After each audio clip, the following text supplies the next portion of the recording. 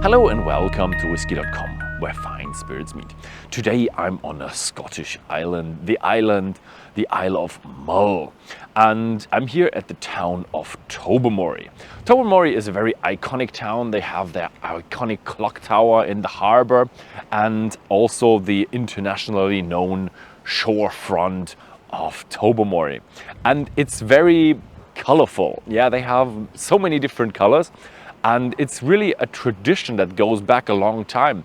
And they don't really know how it started, but they have to paint their houses pretty regularly.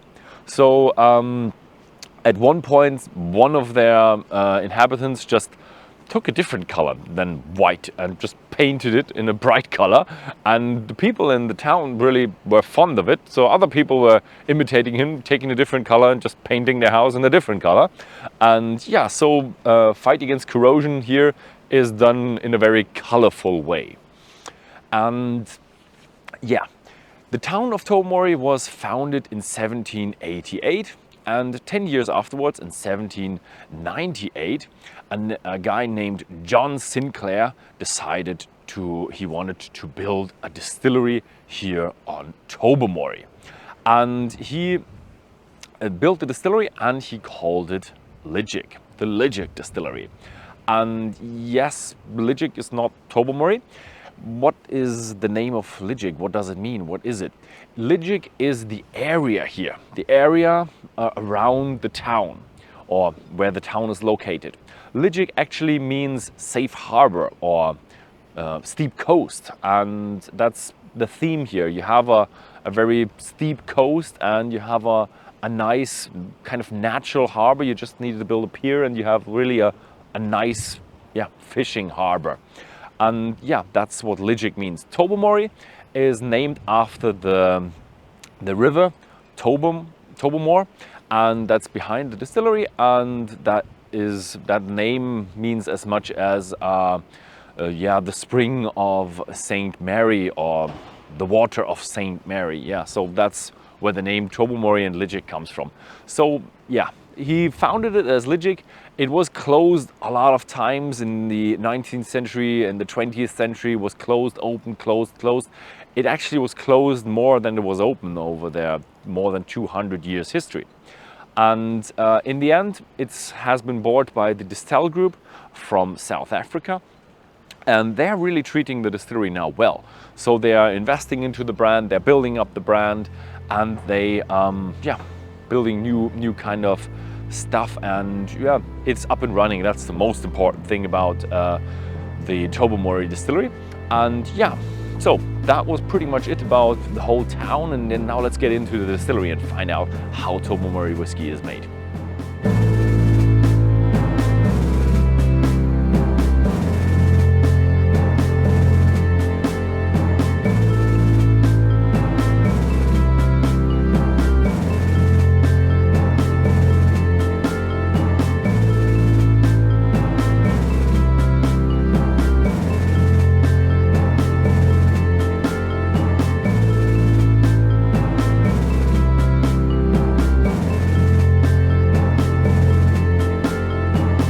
So behind me is the mash tun, and as some of you might see that have visited the distillery, it's a new one.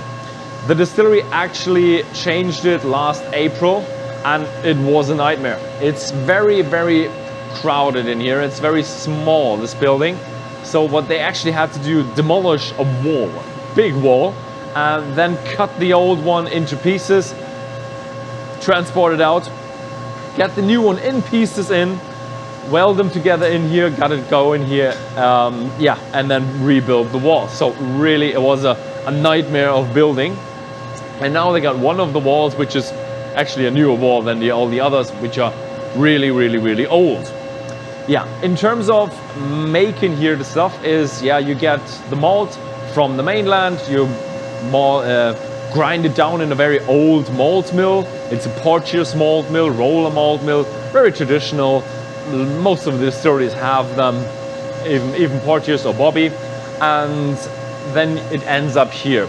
It's about 9.5 tons of barley grist in here, and that's mixed together with water, and you have 3 mashing cycles where the last one is recycled. There's not enough sugar in it, so they use the third water in the next run for the first wash, and then you have the maximum sugar and starch that you have diluted out there. What is really interesting for Tobermory is you have 2 brands. You have the Tobermory and the Ledaig, and the Ledaig is smoky. They used to have a 50-50 split. Now that's going a bit more into the Ledaig side, so a bit more into the smoky whiskey. It's just, yeah, more in demand. And the problem is when you have a distillery that makes both of these spirits is when you switch from Tobermory, from non-PT to PT, that's okay, you wash it, you everything once, and then you run with the PT one. But when you switch back from PT to non-PT, then you have to be very, very thorough with cleaning. Otherwise you still have a PT spirit, because peat is just intense and it's everywhere. So what they have to do is they have to not shut down, but go into a cleaning cycle for 2 weeks. So everybody who is usually running the distilling and mashing and everything, they're all just busy with cleaning.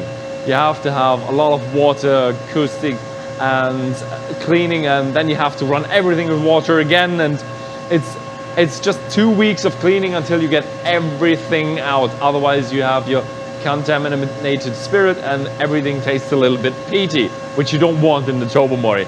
So switching is, yeah, a big deal. So yeah, but they do it every year. Yeah. After we have mashed in, we have 33,000 liters of mash, and that's after the fermentation. Next step is the fermentation. And here are the new fermentation tanks. After the rejuvenation, the renovations, the Distell Group bought actually 4 big 50,000 liters Oregon pine wash bags. They are really new, they look great, and they're really, really big. They fill them not up to the top, but to 33,000 liters, because they don't have any switcher blades. So they're just bubbling up naturally. They just hope it doesn't boil over. They have a trick, and I'll come to that later. So we have 33,000 liters of mash. We add a lot of yeast to that, and it is fermented for 56 to 100 hours. The 100 hours is when you have the weekend shifts. They just leave them in longer and then continue Monday, because they're on a schedule of 5 days, 24 hours. Yes, but everything is then mixed in the end, and that gives you the same continuous flavor. It is the same flavor between Ledaig and Tobermory, so they do exactly the same duration, they have the same yeast, so you have the same fruitiness in the Ledaig as in the Tobermory, whereas in the Ledaig you also have that great peat, and then the fruitiness becomes comparatively less. It's really much the same, but comparatively it's a bit less. What also is you can see is when you have Ledaig, I can't compare it, but the people here say when you have the Ledaig, there is a bit of a gray tone to it. So there is actually a bit of a, yeah, the smoke is actually inside the wash, and it makes it a little bit gray. Yeah, now let's get back to that bubbling up that I've told you about earlier.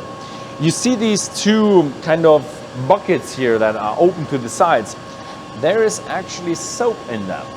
Don't worry, they're not adding soap to the wash. Some distilleries do, and it's not that bad. But here they don't do it. They actually hang these buckets in there, and they have the soap in there.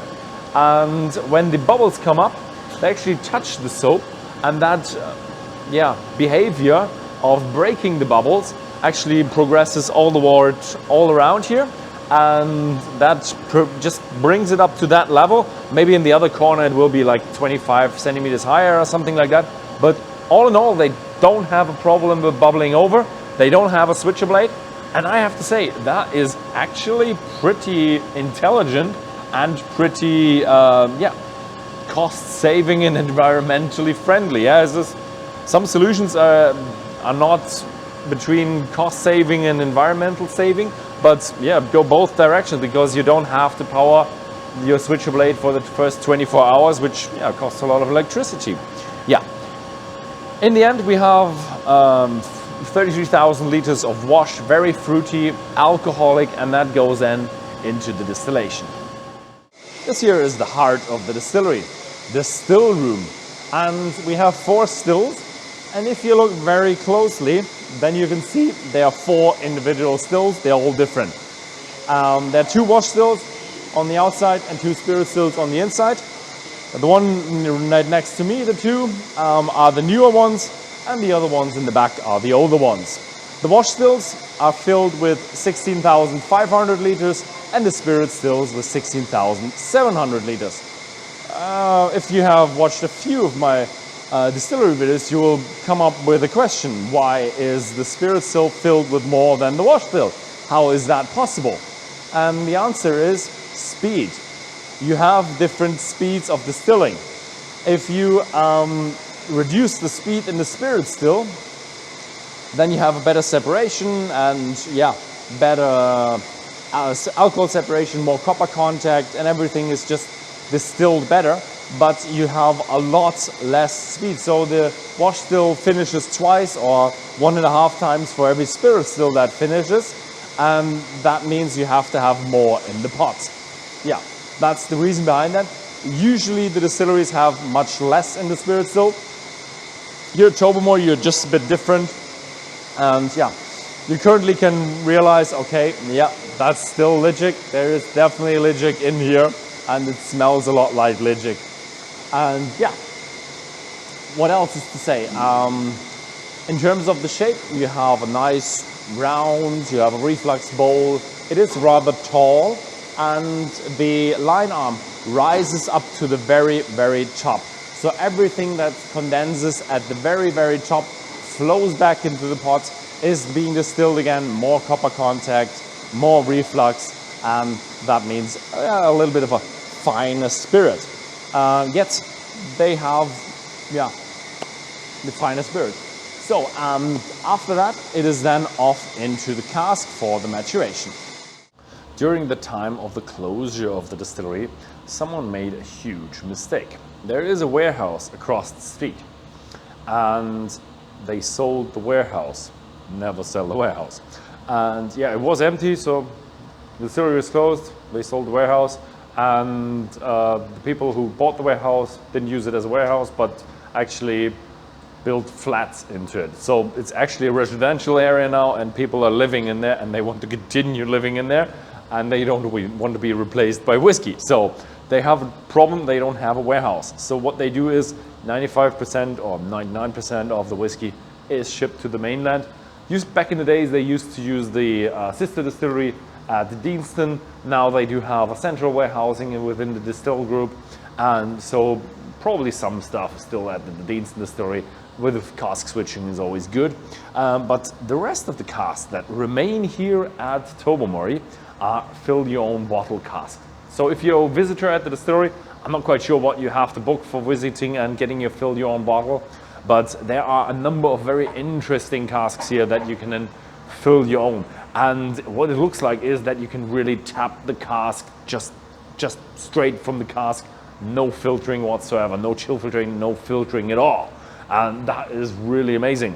And there are some nice casks lying around here. And in terms of cask variation, the distillery is pretty, I would say, liberal, but pretty open. They have bourbon casks, they have sherry casks in many variations, not just Oloroso and PX. They have Fino, they have Amontillado. They have other strong wine as well, like Madeira, and they have wines, Barolo, and currently they don't have any white wines, but they will come back at some point.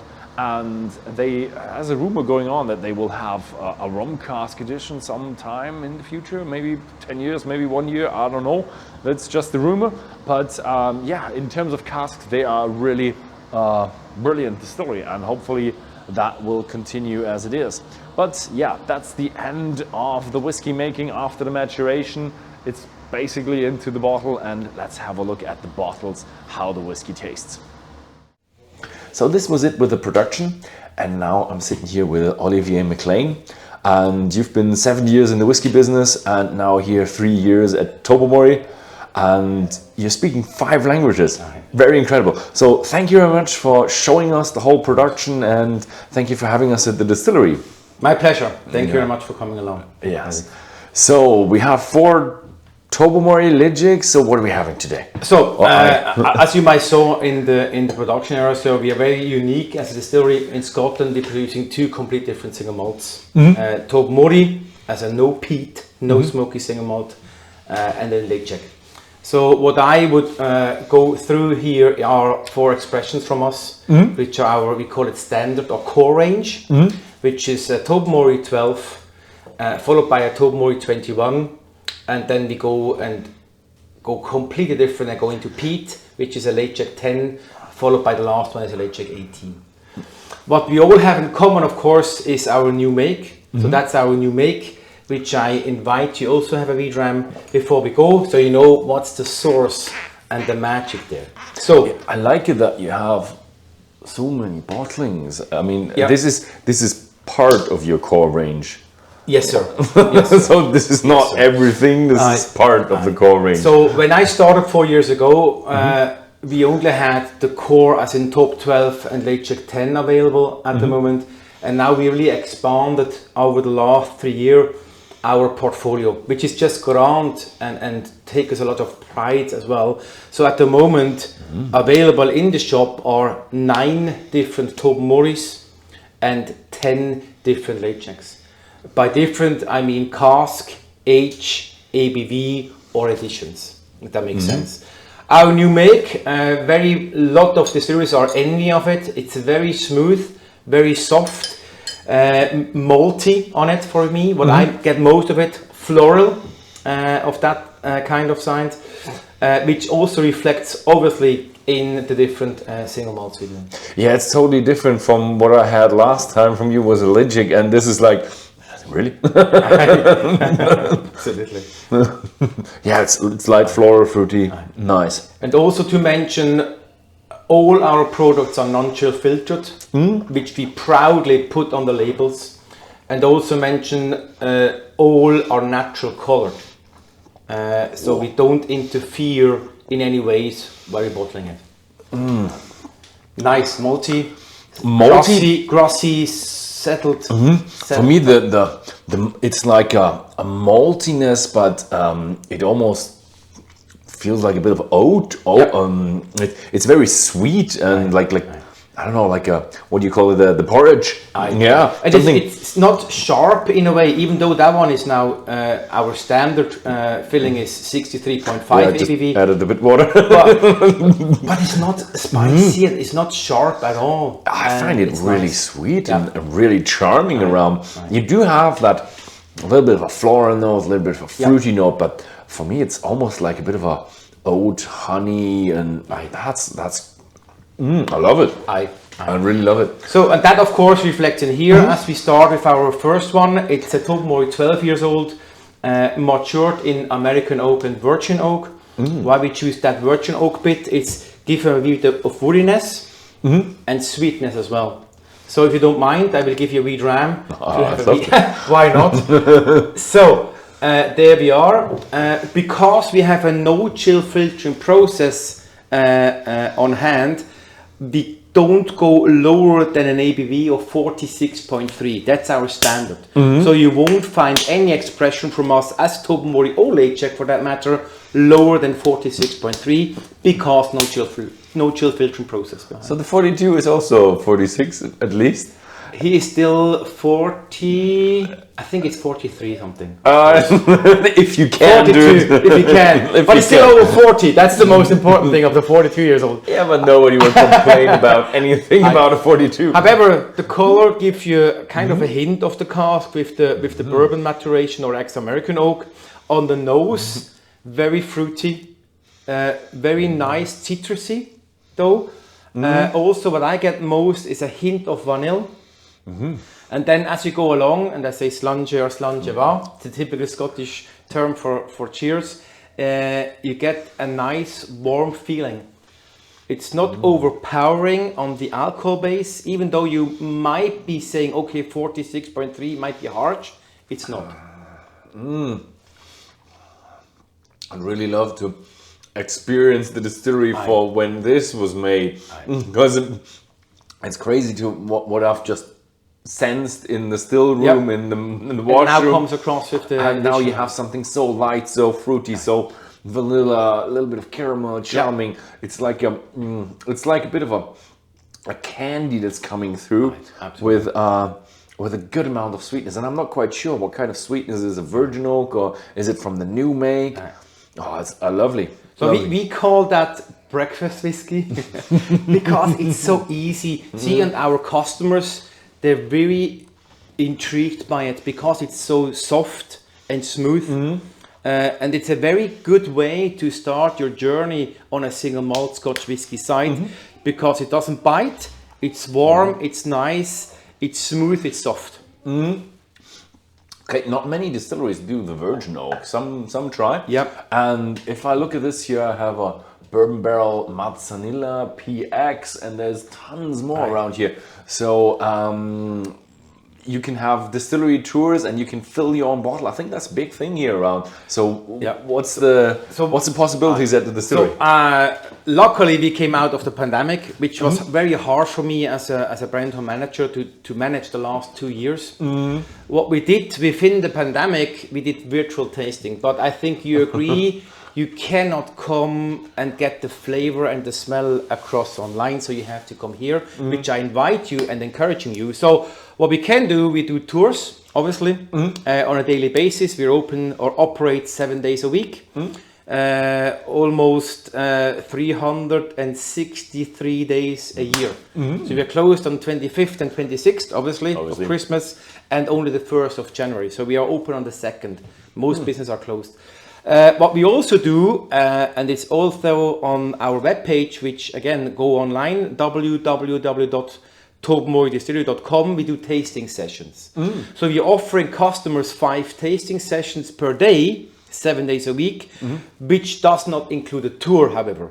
So you come directly into this room and drink your life away, which is fantastic, and to experience those drams, which are so different with themselves. Of the 5, there are 2 gin tastings as well, and one of the very famous one is our warehouse experience. So what we also offering is a warehouse experience, which we do sit then not here, we sit in our warehouse, which is a wee warehouse, in Scottish, which we try from the casks directly. And you mentioned already, these are exactly the same cask which you can fill your own bottle and take that away with you. Nice. At the moment, we have 2 Tobermory casks and 2 Ledaig casks, obviously because we do both brands. Okay, and my last thing is, it's quite remote here.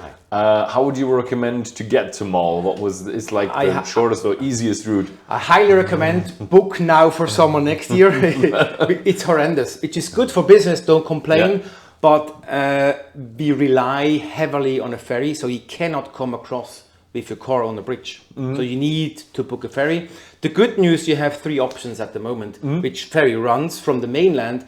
The most common one is from Oban to Craignure. However, then you need another 45 minutes drive on our beautiful, stunning single road tracks. It's half single road, the other half is... Then you can go with a little ferry from Lochhallen into Fishnish, but again, have in mind, you need an hour and a half drive from Oban to Lochhallen to get the ferry. Another one, you drive all the way the beautiful peninsula of Ardnamurchan and go from Kilcoen into Tobermory itself. Yeah, I think that ferry is pretty reliable, what I've seen from the weather conditions. And that is probably from Inverness Airport is pretty good, isn't it? So you cross then Fort Williams, and then again stunning environment over the west coast into Kilcoen. So that would be probably pretty good then. Okay, now we have the 21. So that's our, again, standard or signature or core range. And you see by the color already different. I always say customers don't go too much by color, but this gives you a hint there is another cask involved in the previous one. So the darker color gives you a hint of maturation finished. So if you say finished in a cask, it means it has been in another cask. So here we are. That's our Tobermory 21-year-old. and the finishing touch here, and you hopefully get it right away by the nose, it's fruitiness. Oh yeah. I know, stunning. So it comes first. Over 2 years finished in a sherry Oloroso cask. Oh yes, definitely. Absolutely gorgeous. But it's not just dried fruit. It's also the, I would say, grapey notes and like wine notes. I like it. Very nice. Oh yeah, and very mature. Yeah, it feels like very rounded off. You have that. The 21 years really goes along with his age, which is nice. Not saying that the first one is not nice, but he has a maturation or he's been matured more so, and then you get that on your nose and more so on your palate. I can guarantee you that, Benedict. Absolutely gorgeous. So that comes just across this year. So, and that just gives you another expression on the core range side, which is absolutely fantastic. That is so round. That feels like a syrup in your mouth. For me, it has also a very long aftertaste compared to the first one. So the first goes in, it goes down, it heats you up very nicely. That one, it sticks a little bit more on your palate. You get the fruitiness, you get that sherry on here, and it stays and stays for a wee bit longer. Yeah, it's very round, and you feel that just a very smooth oak. Yeah, it's very smooth oak. This is, I love this. About 18, 20, up to 25 is that range where you have the really nice oak that's not overwhelming and just so mature. That's great. See, and I love the way how we operate at the moment. So we have, as I said, 9 different expressions, and by different, I don't mean a 9-year, a 10-year, a 12-year, a 15-year with the same casks. So we really elaborate on different casks. So a part of these two, we have a Pedro Jimenez cask finished. We have a Madeira sherry cask finished. We have a sherry Oloroso matured. We have a virgin oak finished. So it's all about what you prefer yourselves, and then you go from there. Because I deeply believe a single malt Scotch whiskey, it's a very, very personal affair you have with it. Most likely it sticks with it the whole time, and I do hope one of ours will be one of your favorites. Yes, it's always so difficult. There's so many scotches out there to find your favorite, but still I find that there are so many good scotches out there, and this is one of them. Thank you very much. It's a very nice expression from us. Absolutely smooth. So in the intro I said the distillery was founded in 1798. And now I found a picture here that says 1823. So which one is right? So they're both right. So it's all about the law. So the Custom and Excise Act came in place by 1823, and if you have not purchased a license, you will become illegal. Okay, so therefore we produced something at Tobermory from 1798 until 1823, which it wasn't illegal because nobody asked. However, it's a very, very important number in the Scotch whisky industry, 1823, because then you have to get a license in order to be a legal distillery. So it was just tolerated here, and in 1823 you came officially legal. Yeah, because someone thought about making money out of Scotch, so he did the taxing on it. So it wasn't taxed before. They come all in place with taxing and the Excise Act. So it really become something which is important to get it. Yeah, I love it. I mean, to imagine how it must have been in the 1800 to be here, it must have been even much more remote to get to Inverness or to Glasgow. It must have taken ages. What we are very proud here at Tobermory. If you go through the distillery and you have been though, it's a very authentic view of it. So there's no polishing, shiny, blinky. It is a proper working distillery, which with all the negative sides. So for example, we cannot take wheelchair around the tour, unfortunately, because we are so old. We have a lot of stairs. There's no way, unfortunately. However, the shop, we welcome all customers, but again, on the tours, we are very restricted for people with disabilities. Yes, it's very challenging. yeah, but I think you can do the wheelchair tour for the gin, can you? Yeah. That is possible. Right. That's pretty easy. At least something. Okay, so we're going into the peated So one. I always say customers, if you haven't finished your first grams, you cannot go on the third because you cannot go back. So once you had your peat on it, you can't go back. However, talking about peat is not peat. So we'll be measuring the peatness in a single malt Scotch whiskey with a number and a number variation, which is ppm or phenol parts per million. So as you dry, you wet barley in a kiln barn, as it has been dried, you're measuring how much phenol parts per million is on your barley, and that gives you the number. Ledaig, we consider ourselves as moderate peat. We are sitting right in between an open over the seas, slightly peated. The ppm number is 15, and then you go Islay, Lafroigs over 50, or Artbacks over 100. Sometimes, yeah. Ours Ledaig, it's 38 to 40. But I would consider 38 to 40 is medium to heavy, somewhere in between there. See, for me, honestly, you like peat or you don't like peat. There's nothing in between. I love it. I consider myself a peat head, and it's such a nice peat on Ledaig. So if you don't mind, we will go and have a wee sample or a wee dram of our standard on the Ledaig side. It's Ledaig 10. And by the color, you might guess already the cask, which is, I say nothing fancy on the cask. It's just an ex-bourbon cask. 10 years, again, 46.3. Like the first one, but it comes so different across because of the peat. Yeah. So what you get on the nose, and they say, Olivier, Utopia is not so peat, it's very peat. I know, but trust me, I'm Swiss, okay? It's not so peaty on your palate. So it's very peat on the nose. You say, oh, maybe not, but it mellows it down as you go and dram along. So I think I had one of the Ledaig 10 or 18 this year already. And I do love it. It's one of these. I would describe it as a cellar peatiness. I say fireplace nicely, or smoked meat as well, for that matter. But it's a little bit of a mixture. A little bit of that dry medicinal sea thing going on as well. So it's a cellar sea. I don't know. It's interesting. Also, for me, talking about interesting, it's very.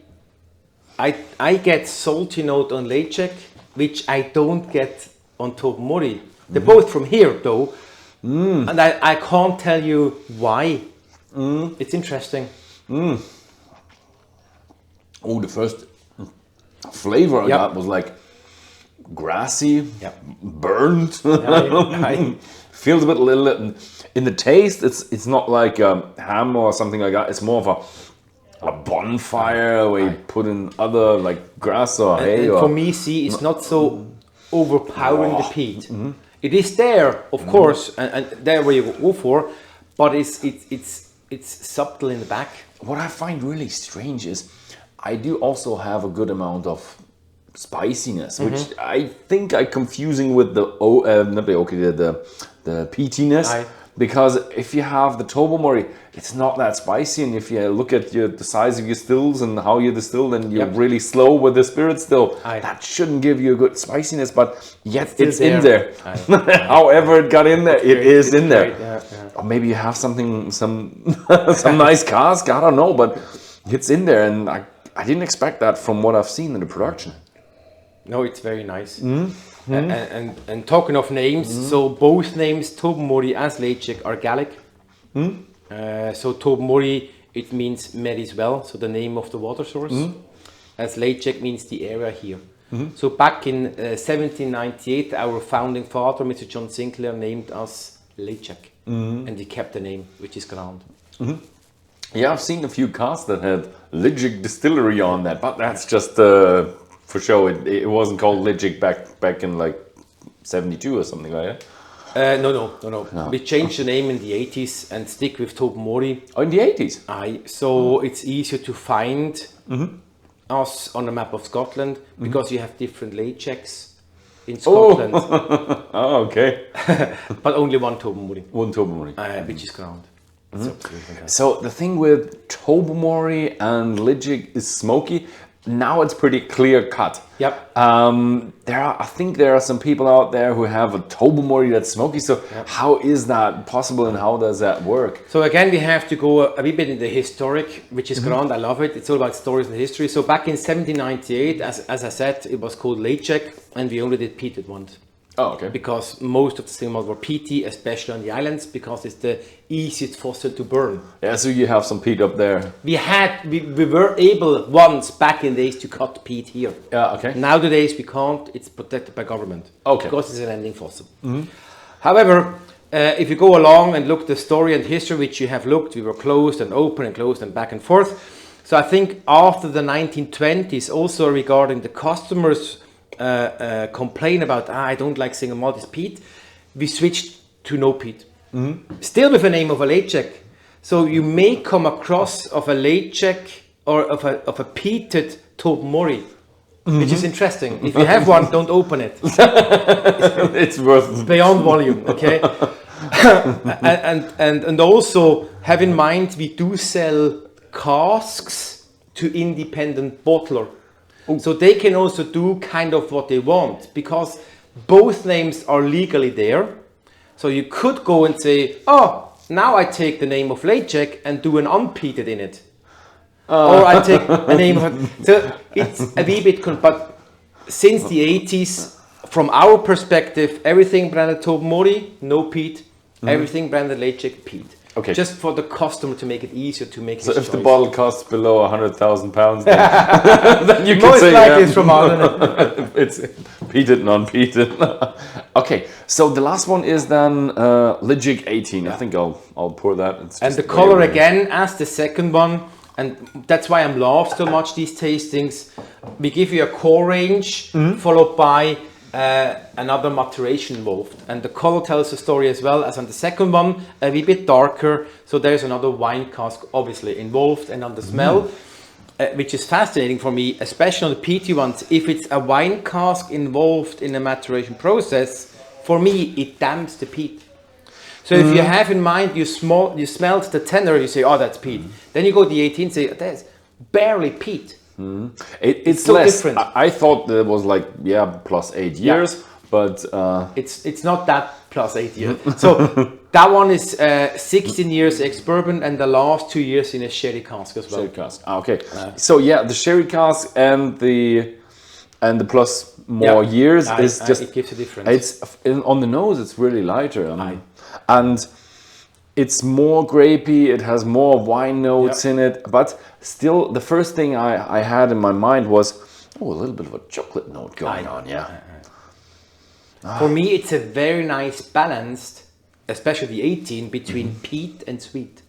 Yeah, Because you can do it too much. Yeah. And then it doesn't come nice. when you said you're like in between, and the 10 is pretty peaty. This I would say, medium peaty, medium in between. See, like other distilleries, we don't play around with the peatness, the ppms. So no matter which expression you take from us, 10 difference, just to say, it really the same peatness we are looking for, 38 to 40. But it comes so different along on your palate because of the casks and the maturation behind.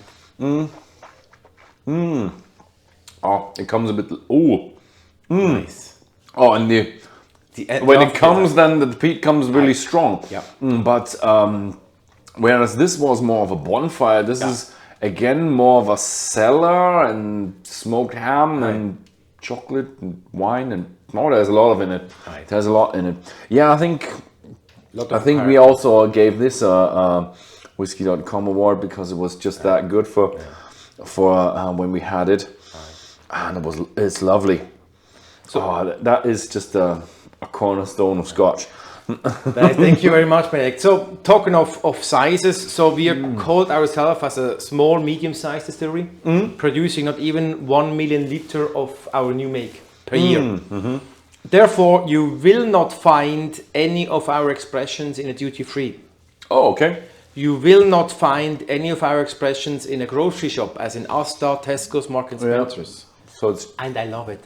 So either you come along, which I encourage you, or you go on our webpage, because of the size we are and the logistics, I cannot do bottling and sending away on site. So we had outsourced that part to a company based in Glasgow. But you can go again, www.tobermorydistillery.com shop, and you can get those bottles online wherever you live. Oh, nice. That's nice. nice. So they are all good available. So Yes, sir. obviously, Aye. nice. Yeah, I like it. And I can really definitely recommend it. And yeah, it's very remote. It's hard to drive here, but it's worth the time. And this was the first time we've been here at the distillery. Thank you very much. And yeah, thank you very much for hosting us here so lovely. And thank you for the whiskey and the tour and everything. Sure. Thank you very much. All the best for you, Benedict, and hopefully I see one or the other one again. Yeah, and thank you very much for watching. And if you found this video interesting, then please feel free to share this video with your friends, and see you next time.